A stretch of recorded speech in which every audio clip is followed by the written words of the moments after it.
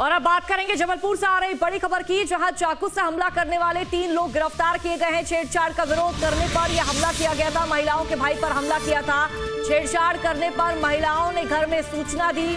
Civil line police ने पैदल पहुंचाया जेल। वाहन खराब होने पर पैदल ही जेल पहुंचाया गया है। बड़ी खबर आप तक साझा कर दे तो बड़ी जानकारी, छेड़छाड़ का विरोध करने पर हमला किया गया। मामला जबलपुर संस्कारधानी से सामने आया, जहां चाकू से हमला करने वाले 3 आरोपियों को गिरफ्तार कर लिया गया। छेड़छाड़ का विरोध करने पर युवकों ने चाकू से हमला कर दिया था और जिसके बाद देखिए अब महिलाओं के भाई पर यह हमला किया था। महिलाओं के भाई पर यह हमला किया था। पुलिस ने एक्शन लिया, 3 आरोपियों को अरेस्ट कर लिया।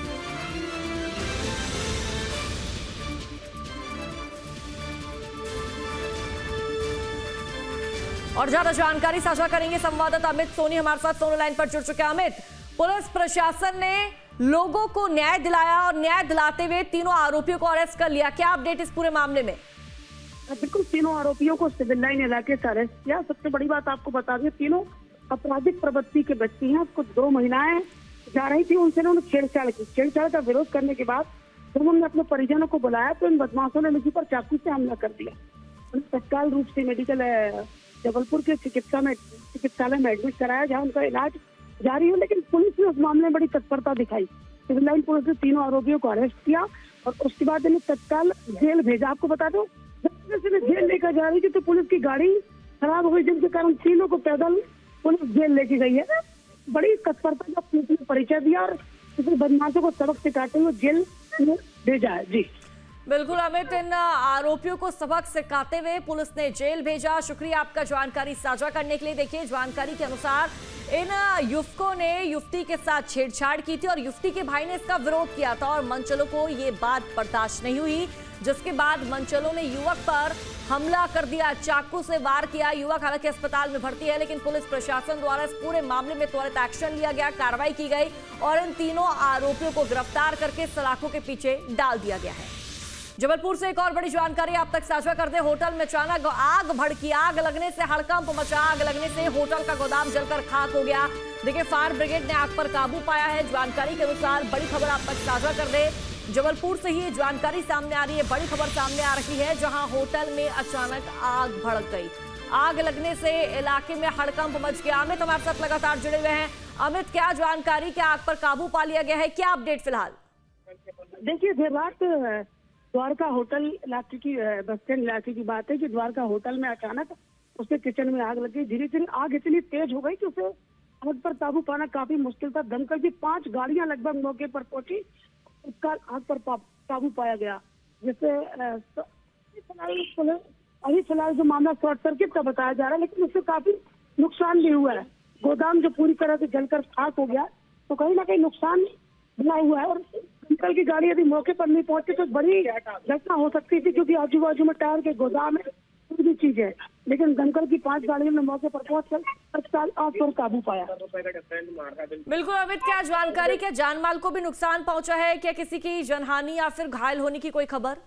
देखिए, ऐसी घायल होने की कोई खबर तो नहीं है, लेकिन माल जो है बहुत सारा नुकसान काफी हुआ है। उन जो बाकी चीजें थी वो जल गई हैं, लेकिन किसी प्रकार की किसी को नुकसान नहीं है, कोई कैजुअलिटी वहाँ पर अधिक नहीं हुई। जी ठीक है, कैजुअलिटी जैसी कोई खबर नहीं है। ठीक है, हमें शुक्रिया आपका जानकारी साझा करने के लिए। तो तस्वीरें आपके सामने, जहां एक होटल में आग भड़क गई और इस तरह आग भड़की कि आग पर काबू पाना काफी ज्यादा मुश्किल हो गया, लेकिन वक्त रहते दमकल विभाग की टीम को सूचित किया गया। दमकल की टीम यहां पर पहुंची और जिसके बाद कड़ी मशक्कत के साथ इस आग पर काबू पाया गया।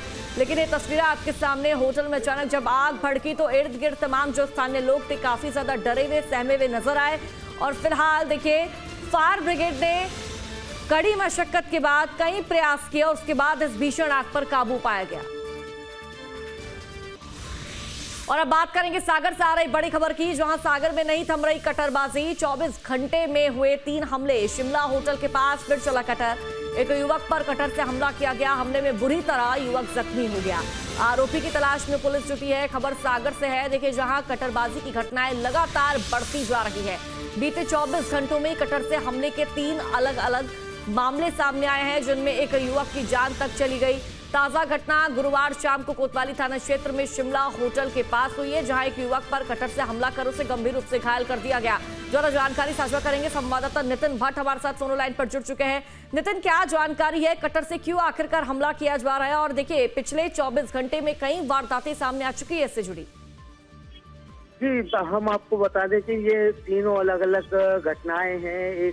दो घटनाएं थाना कोतवाली की है, जिसमें एक दंपति पर कटर से हमला हुआ था और उसमें पति की स्पॉट पर ही मौत हो गई थी। वहीं पत्नी डीएमसी में अभी भी भर्ती है। और दूसरी घटना मोती नगर की बताई जा रही है, जहां 3 भाइयों पर एक साथ कटर से हमला हुआ है। होटल से खाना खाते वक्त लौट रहे थे, शराब के पैसे मांगे, नहीं देने पर तीनों भाइयों पर कटर से हमला किया गया। तो मामले की रिपोर्ट मोती नगर थाना में हुई है।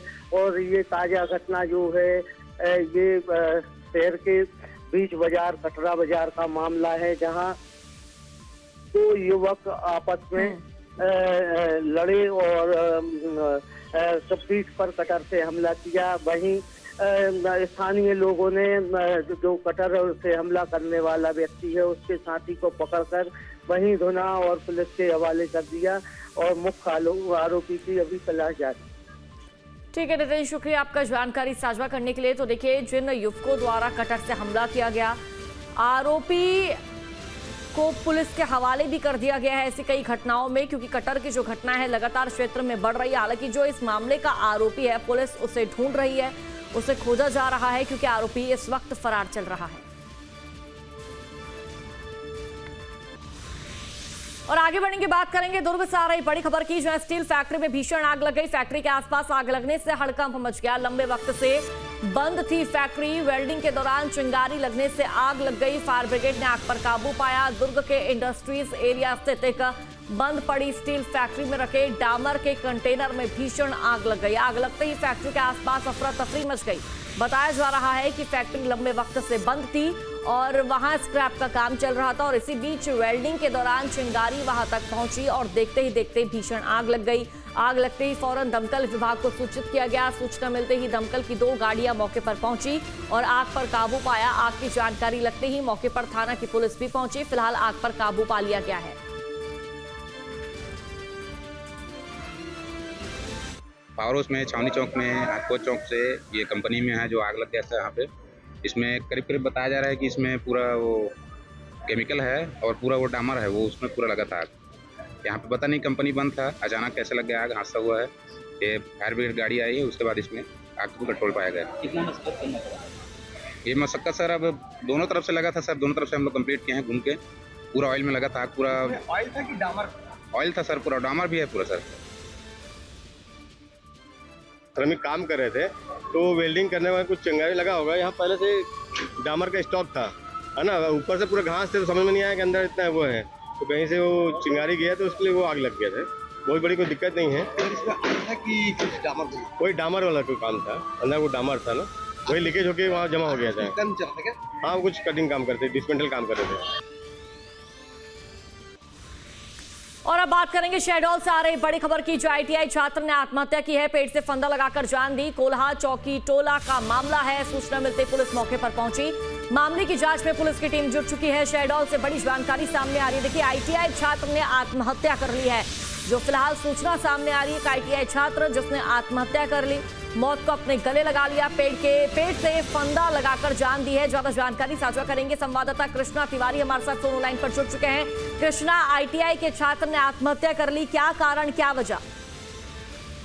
शहडोल जिले के जैतपुर थाना अंतर्गत कोल्हा चौकी टोला का मामला है। जब 25 वर्षीय आईटीआई का छात्र रहा, वो एक दिन पहले परीक्षा देने शहडोल आया था। आईटीआई में परीक्षा रहा, उसके बाद घर गया तो गुमसुम रहने लगा और उससे पता चला कि इससे पेपर भी गिर गया, जो घर वालों से जानकारी प्राप्त हुई है।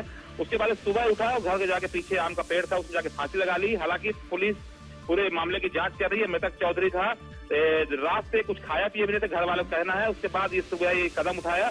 फिलहाल पुलिस पूरे मामले की जांच कर रही है और मर्ग कायम कर लिया गया है। जी कृष्णा, इस मामले में पुलिस जांच तो कर रही है, लेकिन क्या ये वजह भी सामने आ सकती है कि पढ़ाई की बहुत टेंशन हो लड़के को? क्योंकि आजकल ऐसे केसेस बहुत सामने आ रहे हैं जब बच्चों पर पढ़ाई का दबाव हो रहा है और बच्चे आत्महत्या को अपना रहे हैं, आत्महत्या का जो रास्ता है वो चुन रहे हैं। देखिए, जो प्रथम दृष्टया हमें जानकारी प्राप्त हुई घर वालों से, वो कहना कि पेपर देने शहडोल गया था, उसके बाद जब आया तो गुमसुम हो गया और खाना नहीं खाया रात को। सुबह ये अपना फांसी लगा के आत्महत्या कर ली। अब जो घर वालों का कहना है कि पेपर शायद बिगड़ा होगा। अब ये पूरे मामले पुलिस का सचिवान जुटी हुई है कि माजरा क्या था, फांसी क्यों लगाया, लेकिन जो जानकारी प्राप्त हुई है वो पेपर बिगड़ जाने के कारण अपने आत्महत्या कर लिया। जी ठीक है कृष्णा, आप बने रहे हमारे साथ, आगे भी आपसे अपडेट लेते रहेंगे। और शहडोल से एक और बड़ी खबर, जेल प्रहरी की सड़क हादसे में मौत हो गई। ड्यूटी के दौरान सड़क हादसे में मौत हुई, बेकाबू होकर पेड़ से बाइक टकरा गई। अभिषेक सिंह के रूप में मृतक की पहचान हुई है। ये बड़ी खबर आप तक साझा कर दें, जेल प्रहरी की सड़क हादसे में मौत हो गई है। आपको बता दें कि जो बाइक है, बाइक बेकाबू होकर पेड़ से टकरा गई और युवक की मौत हो गई। ज्यादा जानकारी साझा करेंगे कृष्णा हमारे साथ लगातार जुड़े हुए। कृष्णा, जेल प्रहरी की सड़क हादसे में मौत, क्या अपडेट? चले कृष्णा से संपर्क साधेंगे, लेकिन फिलहाल ये बड़ी खबर आप तक साझा कर रहे हैं। जेल प्रहरी की मौत का मामला, शहडोल से खबर सामने आ रही है, जहां एक सड़क हादसा हुआ। इस सड़क हादसे में जेल प्रहरी की मौत हो गई। ड्यूटी के दौरान सड़क हादसे में मौत हुई है, बेकाबू होकर पेड़ से बाइक टकरा जाती है। अभिषेक सिंह के रूप में मृतक की पहचान हुई है।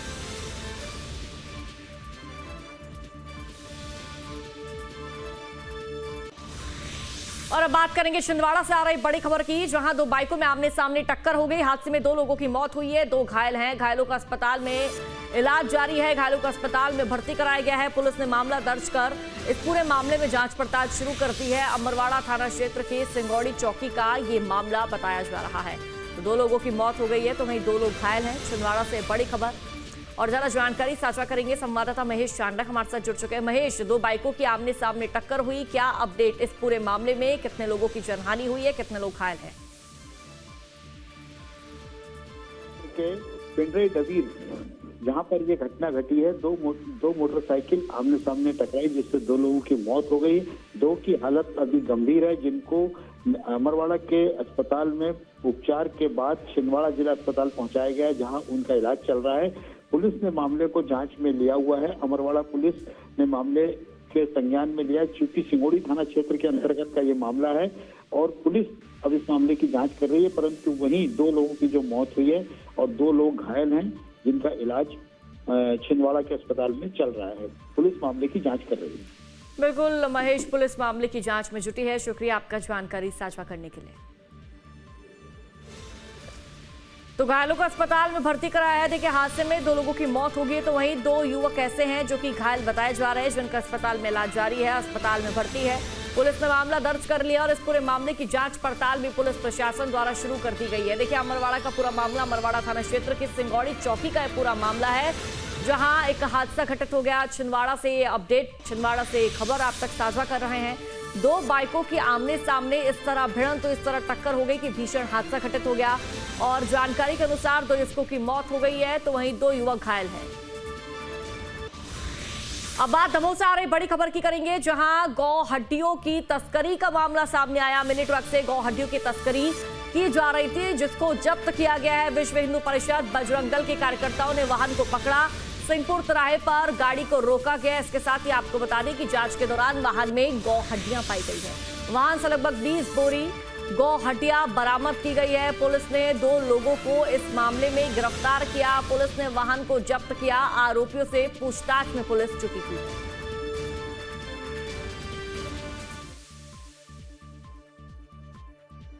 की चाचा आओ, सिंहपुर तिरगड्डा में अवैध रूप से गौवंश की हड्डियां जो है और शेष वो ले जाए जा रहे हैं। वहाँ पे पहुँचे तो वहाँ पे जाके देखा कि एक 407 पिकअप ट्रक आधा लोड, उसमें हड्डियों से बहुत दुर्गंध भी आ रही थी। तो फिर उसके बाद में पुलिस को सूचना दी गई और चौकी में लाके उसकी कार्रवाई चल रही है। हम ये चाहते हैं कि हमारी आस्था, हमारी भावनाएं आहत हुई हैं, है ना, तो कठोर से कठोर दंडात्मक कार्रवाई उनके ऊपर की जाए। खबर आई थी मेरे पास मुखबर के द्वारा कि वहाँ से अवैध रूप से गऊ की हड्डियाँ लेके जाती हैं। तो हाँ, मैंने अपने समस्त गौ सैनिकों को उसकी जानकारी दी और मैं निकल गया मझौली से जोर। और ये मेरे को रास्ते में मिले, मतलब चौराहे पे, सिंहपुर चौराहे में। तो वहाँ पे उनको पकड़े हम लोग ने गौसैनिकों के साथ मिलके और उनको शिंगपुर थाने में सिंग्रामपुर थाने में लेके आए। हड्डियां भरी हुई हैं, उनसे काफ़ी दुर्गंध और बदबू आ रही है, जिससे मानव जीवन में संक्रामक बीमारी का फैलने की आशंका है। तो उनकी रिपोर्ट पर अपराध धारा 271, 272 का कायम किया गया है। तो विवेचना ट्रक क्रमांक MP20GO 786 के चालक मोहम्मद अल्ताफ तथा उसके कंडक्टर अमीन पर। रायपुर से आ रही बड़ी खबर की करेंगे, जहां आत्मसमर्पित नक्सलियों के साथ गृहमंत्री विजय शर्मा ने डिनर किया। नक्सल नेता सतीश समेत लगभग 100 नक्सली इसमें शामिल रहे। सरकार की पुनर्वास नीति से प्रभावित सतीश ने सरेंडर किया था। 200 से ज्यादा नक्सलियों के साथ आत्मसमर्पण किया था। नया रायपुर स्थित गृहमंत्री के निवास में डिनर का आयोजन किया गया, जिसमें 100 से ज्यादा नक्सली शामिल रहे। देखिए, 100 से ज्यादा नक्सलियों के साथ गृहमंत्री विजय शर्मा द्वारा डिनर किया गया है।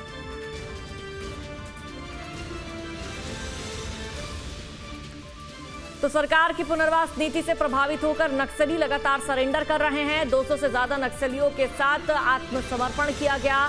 नया रायपुर स्थित गृहमंत्री के निवास में ये जो नक्सली है, नक्सलियों ने डिनर किया है। और देखिए, इनके बीच गृहमंत्री विजय शर्मा की जो मौजूदगी है वो भी देखने को मिली। तो रायपुर से खबर आप तक साझा कर दे। नक्सलियों के साथ गृहमंत्री ने डिनर किया और जिस तरह से हम देख रहे हैं कि लगातार नक्सली राज्य सरकार की नीतियों से प्रभावित होकर, योजनाओं से प्रभावित होकर आत्मसमर्पण कर रहे हैं।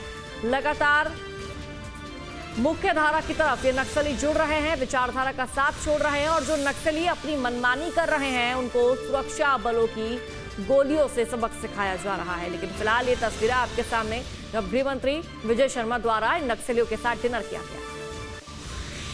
खबर मध्य प्रदेश के अशोकनगर जिले से है, जहां ईशागढ़ पंचायत का आदिवासी बहुल गांव देवेंद्रपुर मठिया आज भी मूलभूत सुविधाओं की बाट जोड़ रहा है। देखिए, 600 लोगों के इस गांव में ना सड़क है, ना बिजली है और ना ही पीने के लिए पानी। जबकि आदिवासी इलाकों को बेहतर बनाने के लिए PM जनमन योजना चलाई जा रही है, लेकिन इस योजना का फायदा देवेंद्रपुर मठिया को नहीं मिला। इस गांव में आज भी दिए की रोशनी से अंधेरा दूर किया जाता है।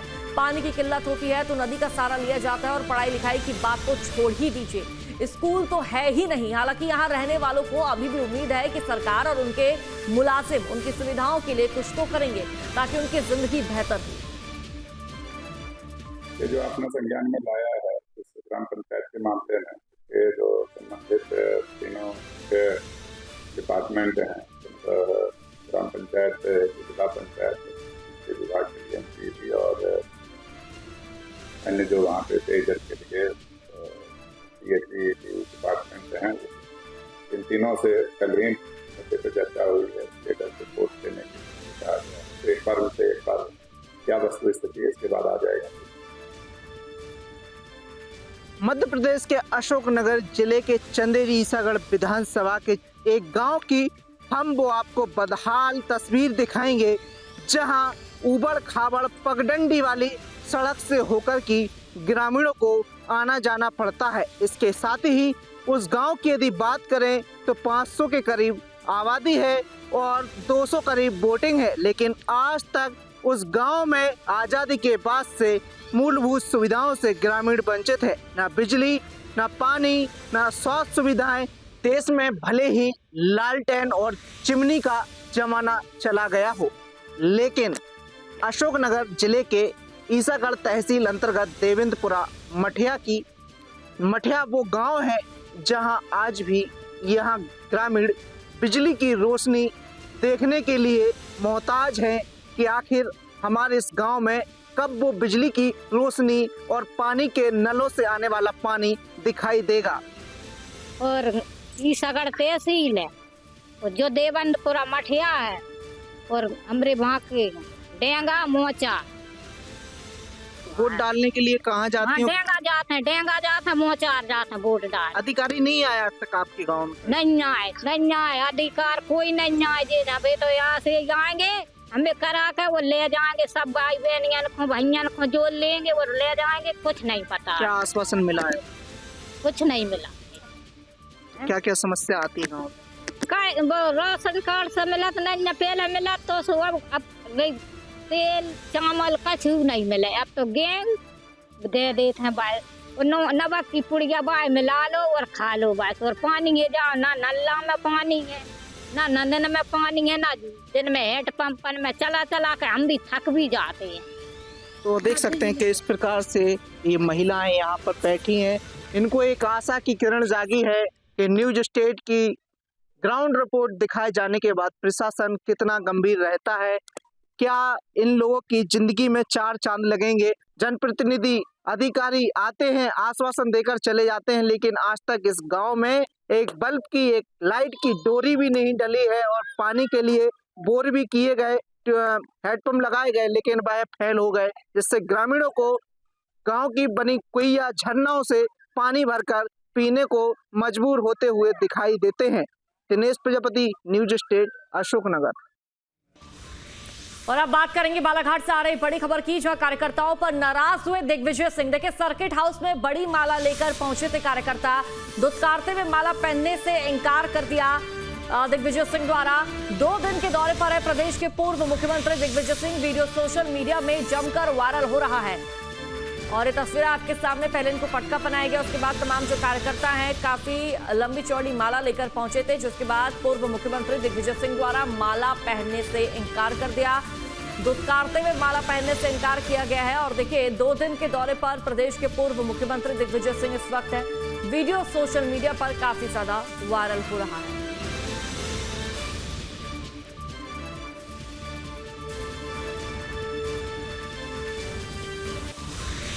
मध्य प्रदेश के नरसिंहपुर जिले के झोतेश्वर स्थित आश्रम में शंकराचार्य अविमुक्तेश्वरानंद सरस्वती पर लगे हालिया आरोपों के बाद माहौल गर्मा गया है। आशुतोष महाराज द्वारा लगाए गए आरोपों में काशी स्थित मठ के ढांचे और सुविधाओं को लेकर कई सवाल खड़े हो गए हैं। इन्हीं दावों की पड़ताल के लिए न्यूज स्टेट की टीम ग्राउंड जीरो पर पहुंची। झोतेश्वर आश्रम की स्थापना ज्योतिष पीठ के शंकराचार्य अविमुक्तेश्वरानंद सरस्वती के गुरु ब्रह्मलीन शंकराचार्य स्वरूपानंद सरस्वती ने की थी। आश्रम परिसर में स्थित त्रिपुरलय भवन वो स्थान है जहां शंकराचार्य प्रवास के दौरान रहते हैं। ये भवन 2 मंजिला है और सबसे ऊपर छत पर बना एक साधारण कक्ष उनके रात्रि विश्राम का स्थान बताया जाता है। नीचे का हिस्सा श्रद्धालु से मुलाकात के लिए उपयोग होता है।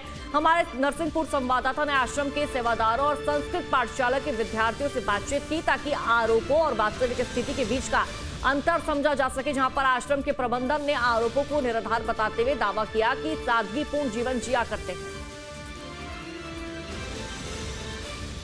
मैंने ऐसी कोई तरह की कबू सुनाई कबू नहीं आई, जैसे बातें जैसे आ जा रही हैं बेटा जी, कबू नहीं आई। हम भी 30 साल हो गए आए यहाँ पर देख। क्या लगता है आप? कैसे क्या लगता है, क्यों है ऐसा हो रहा है? अब हम क्या बताएं बेटा, एक बार हम कुछ बता ही नहीं सके, हम कुछ भी नहीं बता सके कि क्या लग रहा है, अभी है ही नहीं है इस तरह के, तो हम क्या बताएं। आपने इस प्रकार की बात को सुना तो कैसा लगा? अरे अब हमें जान रहे हैं भैया, दिन कट रहा रात कैसी कट रही। हाँ देखिए, तो अभी बहुत ही दुर्भाग्यपूर्ण स्थिति हम सभी लोगों के सामने उपस्थित हुई है और बहुत दुखद है। स्वामी अविमुक्तेश्वरानंद जी जो वर्तमान में ज्योतिष पीठ के शंकराचार्य, मैं इनको अभी से नहीं, मैं लगभग 40 सालों से ज़्यादा समय से जान रही हूँ, क्योंकि हम लोग बहुत बचपन से पूज्य अपने ब्रह्मलीन जगत गुरु जी से जुड़े हुए हैं और इससे हमने दीक्षा भी ली है। तो आदरणीय हमारे जो श्रद्धेय शंकराचार्य जी महाराज हैं, उनके बारे में इतना जानते हैं कि अभी जो उनकी पर तथहीन निराधार आरोप लगाए जा रहे हैं बेबुनियाद, वो हम स्पष्ट रूप से कहना चाहते हैं कि बिल्कुल गलत है और अन्यायपूर्ण है। और देखिए, अभी आपने देखा होगा कि माघ के मेले में मौनी अमावस्या के दिन उनको गंगा में स्नान जाने से रोका गया, जिसकी प्रतिक्रिया हुई और उन्होंने इस बात को बोला।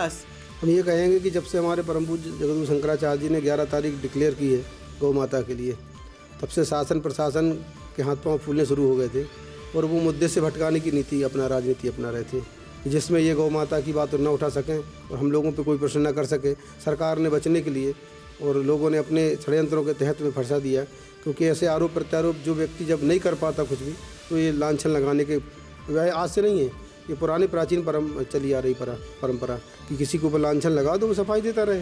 हमने तो अपना काम कर दिया और परम पूज्य शंकराचार्य जी जो बोलते हैं यथार्थ बोलते हैं वो अपनी बात कहने से कभी डरते नहीं, ना अपने सिद्धांतों से कभी समझौता किया उन्होंने।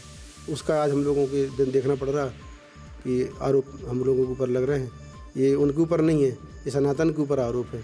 और वर्तमान में जो सरकार है, चाहे प्रदेश की हो या देश की हो, उसके ऊपर इतिहास में दर्ज हो गया ये विषय कि उसने एक सन्यासी शंकराचार्य जी के ऊपर ऐसा आरोप लगाया है, उनके कार्यकाल में हुआ है ये सब।